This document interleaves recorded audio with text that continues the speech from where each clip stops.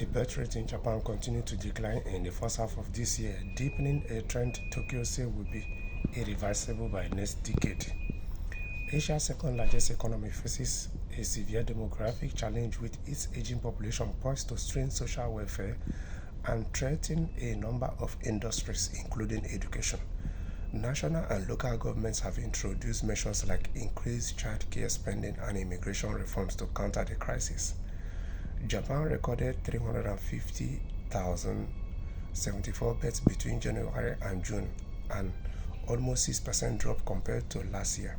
According to Health Ministry data, this figure is the lowest since 1969. So you see, whenever it's like this, whenever they feel threatened that they are having lesser children and having more deaths, their population is dropping, they will reform their immigration laws. It's not just Japan, it's most of the countries.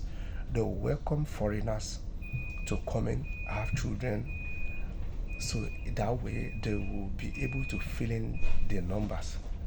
And when they see or they think that based on the numbers they have already, they have had enough to be able to solve their future problems, to be able to fill in the labor shortages they might have in the nearby future due to their birth decline, you will see that they will go back to the drawing board and change the laws again.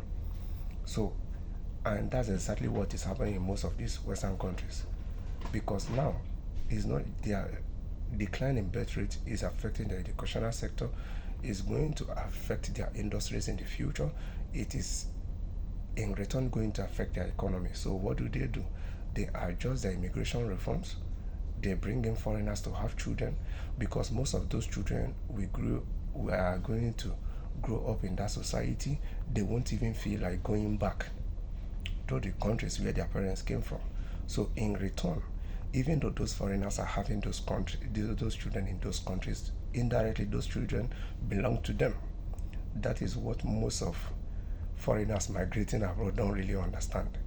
And why is it like that? Because most of these third world countries, their leaders refuse, or they are pretending not to know what is happening. Yes, they are pretending, or they are carrying themselves as if they don't know how to make a proper plan for 30 years or 50 years to come. And that is one thing with the people in the West here. They plan 30 years ahead, they plan 50 years ahead. Once they smell danger in 100 years to come, they will start now and start planning about it. So it's just a matter of time. You will see that Japan will roll out immigration reform that will attract people from third world countries to come to Japan to have children in order to fill in these gaps.